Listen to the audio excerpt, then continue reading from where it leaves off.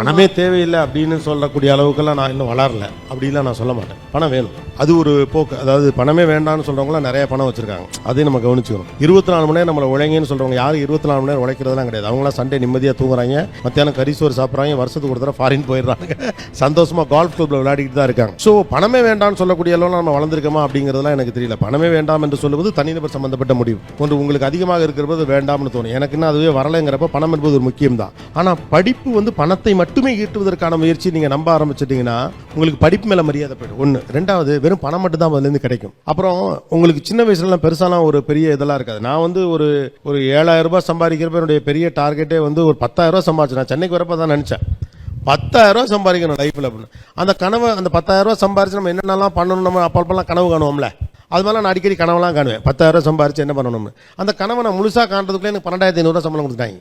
அப்போ உங்களோட வேல்யூ என்னன்னு உங்களுக்கு தெரியாது. பணத்தை வச்சு உங்களை நீங்கள் மதிப்பீட பார்த்தீங்கன்னா உங்களோட வேல்யூ என்னன்னு தெரியாது. ஸோ உங்களோட வேல்யூ பற்றி ஒரு கனவு காண்றது ரொம்ப நல்லா இருக்கும் அப்படின்னு நினைக்கிறேன். அதுக்காக பணமே வேண்டாம், நீங்கள் வந்து படிச்சுப்படிலாம் வீட்டில் சும்மா இருங்கலாம் நான் சொல்ல தயாரில்லை. நம்ம வளரணும், நமக்கு தேவைப்படுது, பணம் தேவைப்படுது, அதற்கு படிப்பு ஒரு வகையில் உதவுகிறது. ஆனால் படிப்புடைய நோக்கம் விஸ்டம் தான், வெறும் பணம் சம்பாதிப்பது மட்டுமல்ல. பணம் சம்பாதிப்பதுன்னு மட்டும் நீங்கள் முடிவு பண்ணிட்டீங்கன்னா உங்கள் வளர்ச்சி மட்டுப்பட்டு போகும்னு சொல்கிறேன். ஏன்னா உங்களுக்கு இப்போ இருக்கக்கூடிய கணக்கை வச்சு தான் தோணும் இல்லையா? இப்போ இங்கேயே கேட்டிங்கன்னா உங்களுக்கு ஒரு லாட்டரி தர்றேன், உங்களுக்கு எவ்வளோ விளையாடணும்னு கேட்டிங்கன்னா 1 கோடி பேர்னு சொல்லுவாங்க, 2 பேர். சில பேர் 4 கோடி ரூபா சொல்லுவாங்க, மிஞ்சி போனால் 5 கோடி ரூபா சொல்லுவாங்க. 1000 கோடி ரூபாலாம் யாரும் சொல்ல போகிறதே இல்லை.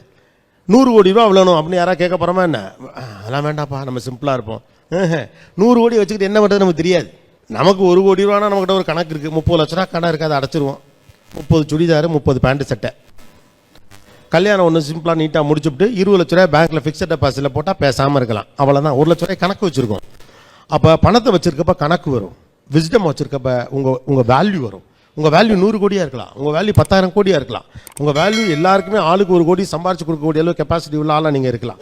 அதனால தான் நான் என்ன சொல்கிறேன், பணத்தை நீங்கள் வந்து படிப்போட கனெக்ட் பண்ணாதீங்க. மற்றபடி பணம் வேணுங்கிறது இங்கே முக்கியம்தான், அதை நான் மறுக்கலை. அதாவது இந்த படிப்பை எடுங்க, இந்த கோர்ஸை சூஸ் பண்ணுங்க, உங்கள் லைஃப் செட்டில் ஆயிரும் அப்படின்னு வந்து சொல்லுவாங்க.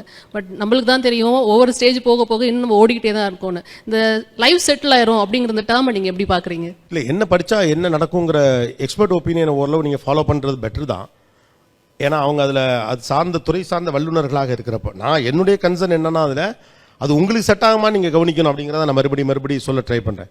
ரெண்டாவது, நீங்கள் கேட்டது லைஃப்பில் செட்டில் ஆகுறது. Okay, how many people think that I am settle in my life?